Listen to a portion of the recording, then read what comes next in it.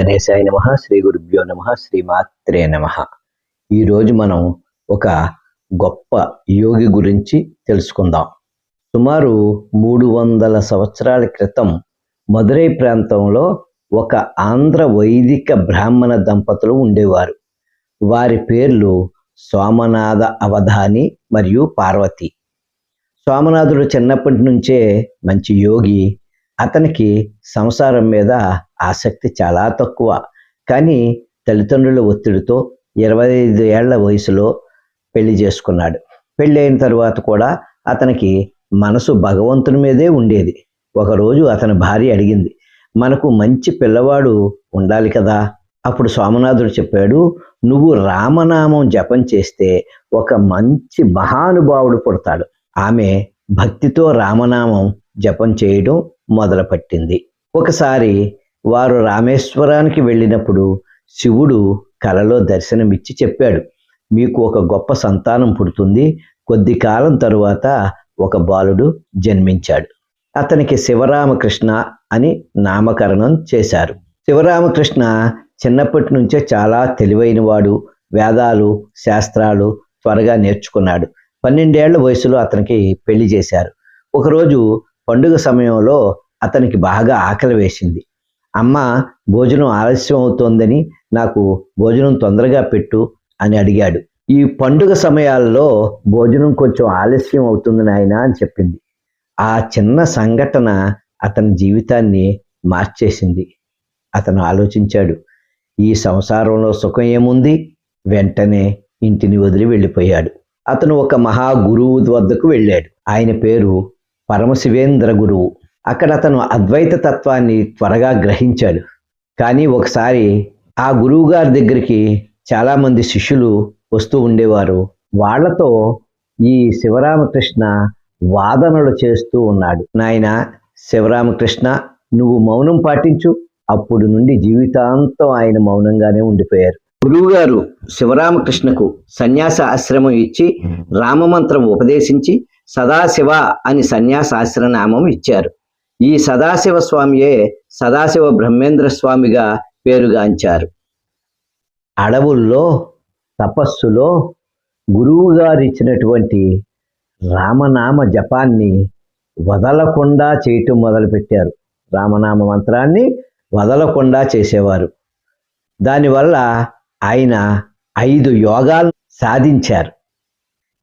మంత్రయోగం, పరిసయోగం, భావయోగం, అభావయోగం, మహాయోగం. ఆయనకు ప్రపంచం అంతా భగవంతుడే అనిపించింది. ఒకసారి సదాశివ స్వామి కావేరీ నది మధ్యలో ఉన్న ఒక రాతిపై కూర్చుని తపస్సు చేస్తున్నారు. అప్పుడు అకస్మాత్తుగా నదిలో నీటి ప్రవాహం చాలా ఎక్కువైంది. ఆ నీటిలో స్వామి కొట్టుకుపోయి నదీ తీరంలోని ఇసుకలో పూడిపోయారు. కొన్ని రోజుల తర్వాత నీటి ప్రవాహం తగ్గింది. గ్రామస్తులు స్వామిని వెతికారు, కానీ ఆయన కనిపించలేదు. చివరికి వెతకటం మానేశారు. దాదాపు 6 నెలల తర్వాత కొంతమంది గ్రామస్తులు నదీ తీరంలో ఇసుక తవ్వుతున్నారు. అప్పుడు వారు తవ్వుతున్న పరికరానికి రక్తం తగిలింది. అక్కడ రక్తం కనిపించటంతో వాళ్ళు భయపడ్డారు. నెమ్మదిగా ఇసుకని తీసి చూస్తే లోపల సదాశివ స్వామి ఉన్నారు. ఇసుక కింద 6 నెలల పాటు ఆయన జీవంతో ఉండగలిగారు. ఆ స్వామి ఒక్కరే అని ఆ ప్రజలు తీర్మానించుకున్నారు. ఆయనకు మర్దన చేసి ఆయనను స్పృహలోకి తెప్పించిన తరువాత ఆయన ఎవరితోనూ మాట్లాడక చిరునవ్వుతో వెళ్ళిపోయారు. ఒకసారి సదాశివ స్వామి తిరువరంగులం దగ్గర గడ్డి ఎక్కువగా ఉన్న పొలాల్లో నడుస్తున్నారు. ఆ సమయంలో ఆయన లోతైన ఆనంద స్థితిలో, అంటే భావాతీత స్థితి కలగడంతో తాను ఎక్కడ ఉన్నారో కూడా తెలియలేదు. అలా నడుస్తూ నేలపై పడిపోయారు. అలాంటి స్థితిలో చాలా రోజులు అలాగే ఉన్నారు. ఆ పొలంలో ఉన్న గడ్డిని కొందరు కోసుకుని మోపులు కట్టి ఆ మోపులను అలా పడేస్తూ ఉండడంతో తెలియకుండా ఆ గడ్డి మోపులను స్వామి మీదే పడేశారు. అలా స్వామి గడ్డి కింద పూర్తిగా కప్పడిపోయారు. 1 సంవత్సరం తర్వాత రైతులు పశువులకు గడ్డి తీసుకోవడానికి ఆ మోపులను ఒక్కొక్కటిగా తీస్తూ వచ్చారు. చివరి గడ్డి మోపు తీసినప్పుడు దాని కింద సదాశివస్వామి కనిపించారు. వారికి ఆశ్చర్యం వేసి వెంటనే రాజుకు సమాచారం ఇచ్చారు. రాజు వచ్చి స్వామిని దర్శించి తన రాజభవనానికి రమ్మని కోరారు. కానీ స్వామి ముళ్ళ పొద మీద కూర్చున్నారు. రాజుకి అర్థమైంది, రాజభవనం ముళ్ళ పొద లాంటిది, నేను రాను అని అంటున్నారు స్వామి అని. మౌనంగా ఉన్నారు కదా, ఆయన మౌనం మాట్లాడరు, జీవితాంతం మాట్లాడరు గనక. అప్పుడు రాజు ఆయన ఎక్కడైతే ఉన్నారో అక్కడికే వచ్చి స్వామికి 8 సంవత్సరాల పాటు సేవ చేశాడు. చివరికి రాజు మంత్రదీక్ష కోరాడు. అప్పుడు స్వామి మాట్లాడకుండా ఇసుకలో రామమంత్రాన్ని వ్రాశారు. రాజు ఆ ఇసుకను జాగ్రత్తగా తన వస్త్రంలో కట్టుకుని ఇసుక రాజభవనంలోని ఒక పెట్టెలో ఉంచి ప్రతిరోజు ఆ రామనామము లిఖించిన ఇసుకను పూజ చేస్తూ ఉండేవాడు. అలాగే స్వామి పిల్లలతో చాలా ప్రేమగా ఉండేవారు. ఒకసారి పిల్లలు మధురై ఉత్సవం చూడాలని అడిగారు. స్వామి వారిని భుజాల మీద కూర్చోపెట్టుకుని కళ్ళు మూసుకోమన్నారు. కళ్ళు తెరిచేసరికి వారు మధురైలో ఉన్నారు. ఒకసారి సదాశివ బ్రహ్మేంద్ర స్వామి ఒక ధాన్యపు పొలంలో నడుస్తూ వెళుతున్నాడు.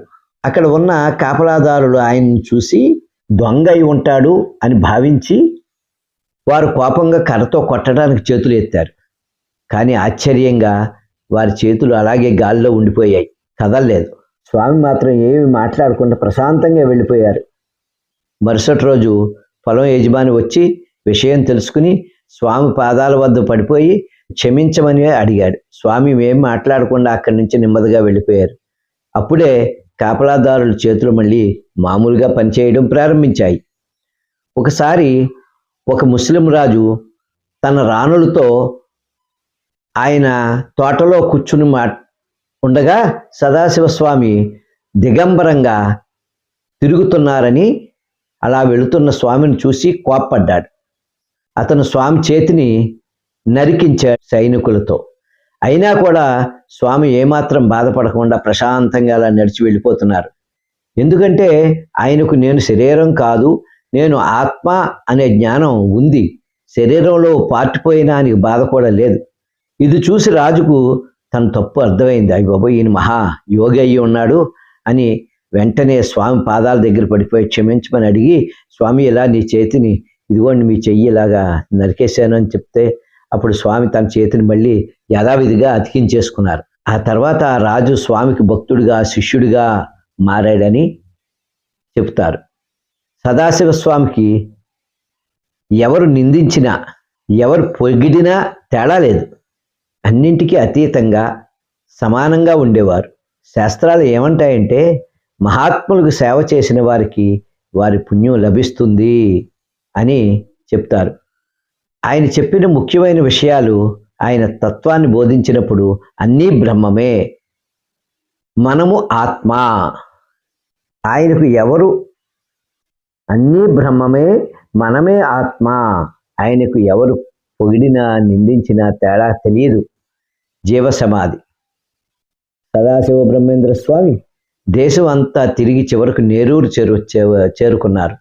అక్కడ ఆయన తన శిష్యులైన రాజులకు పుదుక్కోట, మైసూరు, తంజావూరు మహారాజులకు నేను జీవసమాధి పొందాలని నిర్ణయించుకున్నాను అని చెప్పారు. రాజులు ఇది విని చాలా బాధపడ్డారు. అప్పుడు స్వామి అన్నారు, మీరు ఈ శరీరం గురించి ఆలోచిస్తున్నారు, నేను కావేరీ నదిలో ఇసుకలో నెలల తరబడి ఉన్నాను, నన్ను పూడ్చినా నాకు ఏమీ కాదు, నేను ఆత్మను అని చెప్పి తన ఆజ్ఞను పాటించమన్నారు. ఆ తర్వాత స్వామి ఇలా చెప్పారు, ఒక గుహను తయారు చేయండి, నేను అందులో కూర్చున్న తర్వాత విభూది, ఉప్పు, గంధం, ఇసుకతో నన్ను కప్పి మూసేయండి.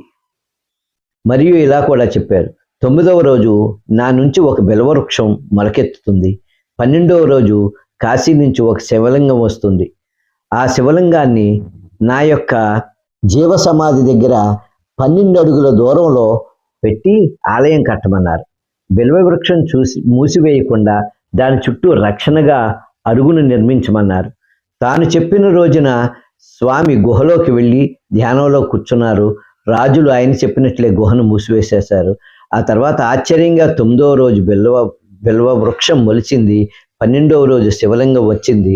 రాజులు స్వామి చెప్పినట్టే ఆలయం నిర్మించారు.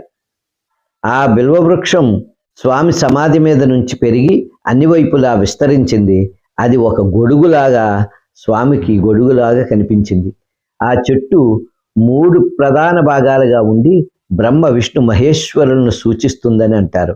ఒకే మూలం నుంచి మొత్తం విశ్వం విస్తరించినట్లుగా ఆ యొక్క వృక్షం కూడా విస్తరించిందని భావిస్తారు. ఇదే సదాశివ బ్రహ్మేంద్ర స్వామి జీవ సమాధి మహిమ. ఈ ప్రదేశం తమిళనాడులోని కరూర్ ప్రాంతానికి 15 కిలోమీటర్ల దూరంలో, సుమారు 15 కిలోమీటర్ల దూరంలో ఈ నేరూరు అనే గ్రామం కలదు. అక్కడికి జగద్గురువులందరూ కూడా వెళ్ళి దర్శించుకుంటూ ఉంటారు. శ్రీ గురుభ్యో నమః. ఈ రకంగా ఆయన బ్రహ్మజ్ఞానం పొంది సదాశివ బ్రహ్మేంద్ర స్వామి అని అనిపించుకున్నారు. శ్రీ గురుభ్యో నమః.